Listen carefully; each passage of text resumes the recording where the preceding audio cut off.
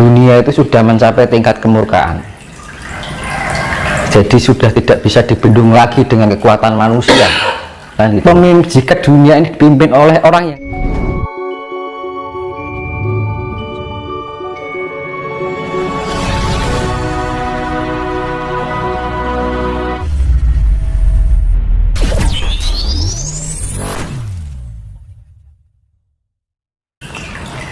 ini suatu berkaitan dengan keegoan ya. Seorang pemimpin ketika egonya tidak bisa dikendalikan, makanya akan berpengaruh pada rakyatnya yang nggak berdosa, ya kan. Ini soalnya penggerak, ya kan. Makanya dibutuhkan seorang pemimpin itu harus bisa mengenal jati diri. Manakala seorang pemimpin itu tidak mengenal jati diri, kalau seorang pemimpin harus mempunyai jiwa jati diri. Nah, jati diri itu adalah kasih, ya kan. Nah, dia akan memikirkan kira-kira perilaku ini akan merugikan orang lain yang nggak berdosa nggak, gitu kan. Nah, karena apa? Zaman sekarang itu hanya keegoan yang dikedepankan tanpa memikirkan dampak itu tadi. Kasihan yang orang-orang yang nggak berdosa kan. Itulah makanya bumi ini harus digulung gitu loh. Jadi karena itu emang imbal balik ya, Tuhan istri dunia itu sudah mencapai tingkat kemurkaan. Jadi sudah tidak bisa dibendung lagi dengan kekuatan manusia kan gitu loh. Karena merasa adidaya. Nah itu sebenarnya itu yang makanya kan diperlukan pemimpin itu harus mempunyai sifat yang jiwa kepemimpinan yang sebenarnya. Nah, jiwa kepemimpinan itu apa? Orang yang bisa memimpin dirinya sendiri terlebih dahulu. Kalau kita belum bisa memimpin diri kita dahulu, manakala diri kita menjadi pemimpin, ya jadinya kayak gitu. Padahal kalau kita mengenal jati diri kita, pasti Tuhan akan include dengan diri kita. Dan perilaku kita berdasarkan kasih. Nggak mungkin dia akan melakukan suatu hal yang keburukan. Dan akhirnya apa? Karena apa? Segala aparat, apa yang namanya tentara gitu kan, itu kan yang menggerakkan pasukannya kan pemimpinnya. Jadi kan tergantung pada ini ya kan, itu loh. Kalau orang pemimpin itu harus bisa memimpin dirinya sendiri. Kalau orang sudah bisa memimpin dirinya sendiri, dia pasti mempunyai sifat-sifat Tuhan. Nah gitu. Jadi orang itu yang pemimpin yang secara mutlak itu ya seperti itu. Tapi kalau jika dunia ini dipimpin oleh orang yang tidak mengenal jati dirinya, hancur-hancuran. Makanya untuk menjadi pemimpin itu dasarnya adalah kita harus mengenal jati diri dulu, memimpin diri kita sendiri kan gitu. Karena apa? Kemurkaan itu ya terjadi karena apa? Karena pihak pemimpinnya. Makanya saya kembalikan tadi, manusia di dunia ini sudah menjadi parasit bagi alam ini, ya kan. Hewan nggak pernah merusak alam, tumbuhan juga nggak pernah merusak alam, kan yang menjadi merusak alam lah manusia sendiri kan gitu. Jadi gimana sekarang bikin nuklir mau diapakan? Kalau nuklir dilempar itu kan yang merusak alam juga kan. Begitu juga makhluk-makhluk ya orang-orang yang nggak berdosa kan gitu. Nah kadang-kadang gitu loh, karena apa?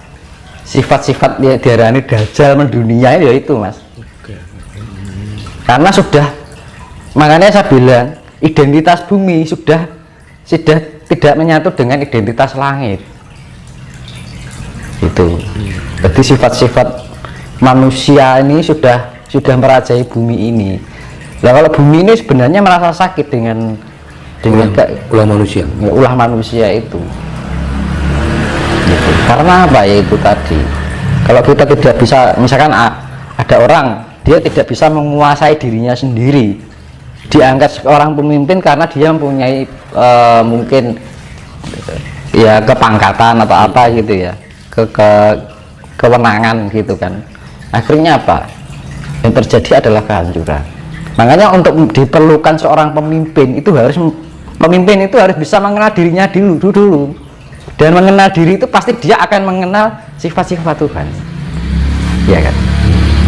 Yaitu dampaknya kalau sebuah negara hanya didasari dengan sebuah wewenangan itu tanpa didasari pengenalan diri sejati atau identitas dirinya sebagai pengajawantahan sifat Gusti, ya jadinya seperti itu. Loh, nanti Jawa ini nanti ada spesifik, orang yang terbangkitkan itu punya spesifikasi masing-masing.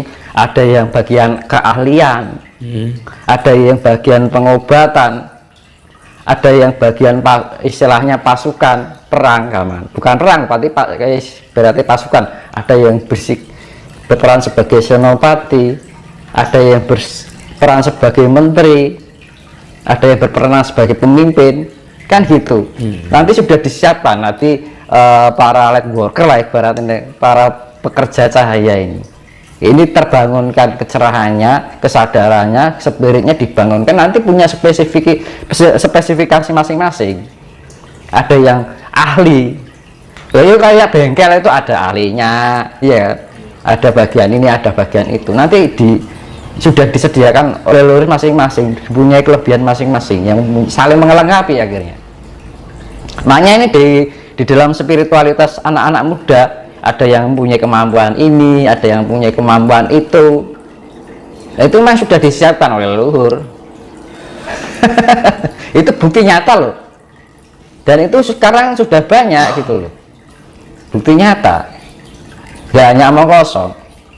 Banyak kan sekarang anak kecil-kecil bisa tahu hal yang sifatnya gaib, terus bisa ngomong kayak anak-anak dewasa, ya kan? Terus punya pengetahuan yang banyak. Nah itu kan karena jamaah dari leluhur, itu bagian dari penyelamatan dari leluhur untuk cucu-cucunya. Itu kan sudah nyata. Cuman kita kadang-kadang nggak menyadari bahwa itu leluhur kita sudah bekerja gitu loh sebenarnya. Ya kan sekarang anak-anak muda udah pinter tuh mas. Ada punya yang spesifikasi ini, ada yang punya bakat ini, kan macam-macam. Nanti kan ada yang ditempatkan dari Menteri Keuangan, ibaratnya gitu loh, Menteri Ketatanegaraan, gitu. Menteri Kesehatan, macam-macam. Dia punya spesifik masing-masing, kan gitu. Anak muda spiritual muda kan kayak gitu sekarang. Tiba-tiba nongol orang ini, tiba-tiba nongol orang ini, kan gitu.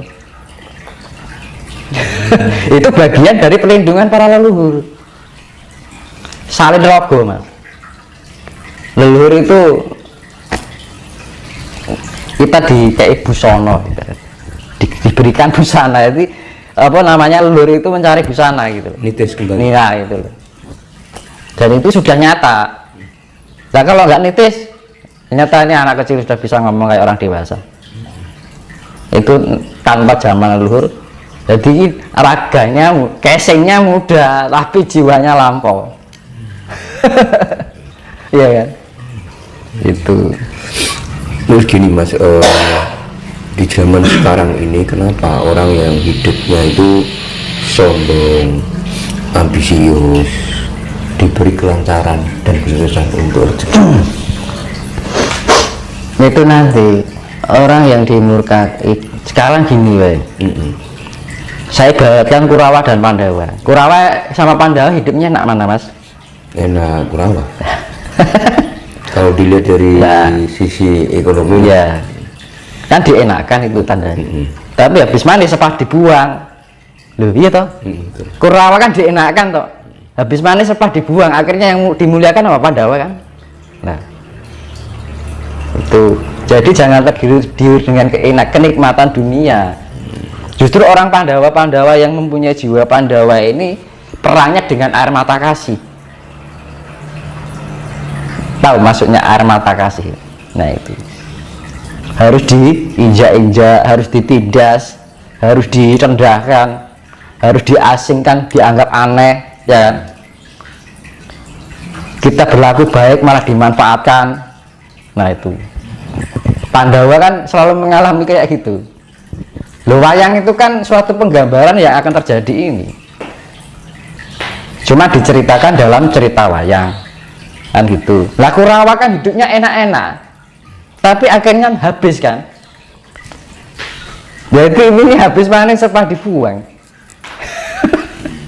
Itu untuk pembelajaran Pandawa ini. Kalau Pandawa tidak ada Kurawa, dia juga tidak ada pembelajaran di dalam dirinya. Bagaimana mengenal kesabaran, bagaimana mengenal keikhlasan, bagaimana bisa mengenal kasih. Karena ada Kurawa, sering ditindas. Kita belajar dari penindasan itu.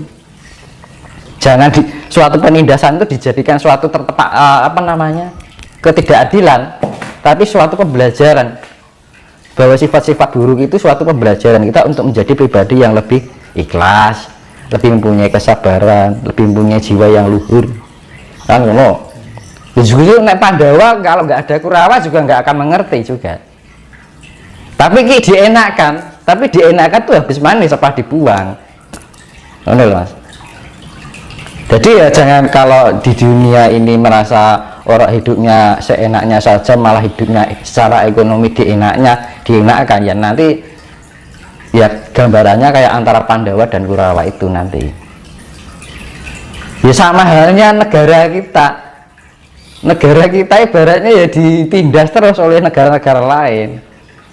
Makanya akan selamat lebih banyak karena Pandawa itu digambarkan seperti Jawa ini di Nusantara digambarkan seperti Pandawa karena sering ditindas, dimanfaatkan, ya kan. Ya akhirnya apa yang Kurawa ini habis manis sepah dibuang. Iya loh.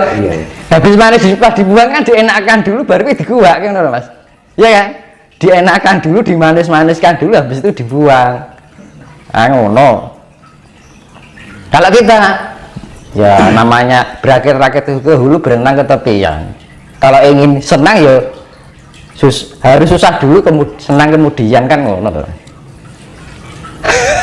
Dan itu harus bisa kalau kita mendapatkan suatu ujian keterpaan atau yang sifatnya yaitu tadi hinaan, tindasan oleh yang sifat-sifat seperti itu, jangan dijadikan suatu itu ketidakadilan, tapi dijadikan itu suatu pembelajaran agar kita menjadi pribadi yang lebih paham. Oh ini gitu, nek paham kan, oh iya kan gitu kan. Pandawa kalau nggak ada Kurawa ya juga nggak akan dewasa. Gitu loh. Ya kita berpikirnya positive thinking.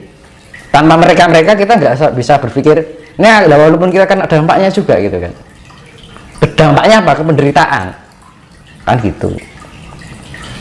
Ya, penggambaran wayang itu ya sudah jelas.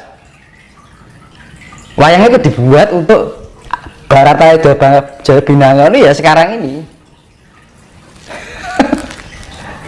Dan itu terjadi kan gitu loh. Apa Mas?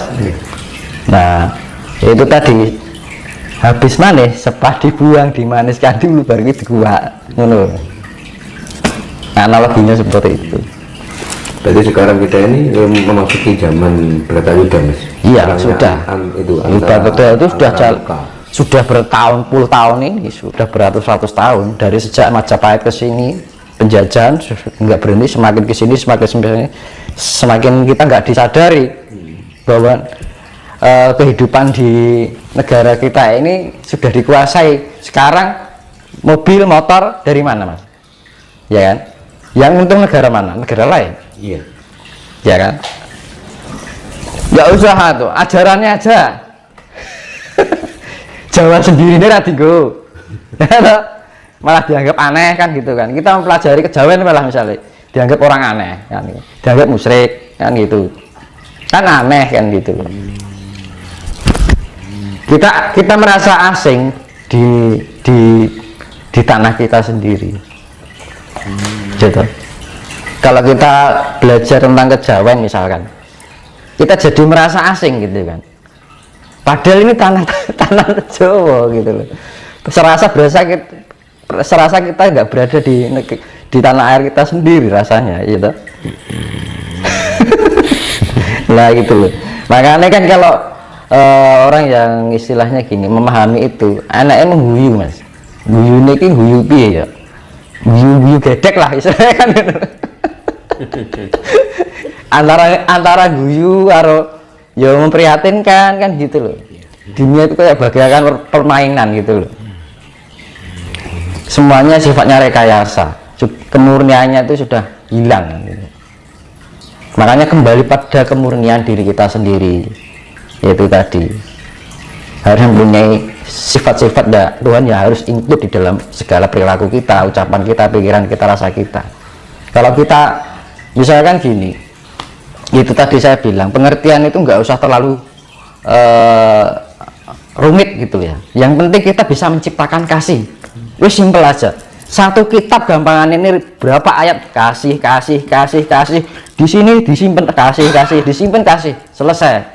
Nah gitu. Itu nanti dengan kasih kita akan mengerti dengan alam dengan sendirinya, mengerti dengan jati diri kita dengan sendirinya. Kita berbuat, iya aku kasih, kita akan melakukan, oh iya aku kok kehilangan kasih ya. Nah kasih itu selalu diingat di dalam pikiran dan rasa kita, dari perilaku ucapan kita. Makanya satu kitab itu tulisannya kasih selesai.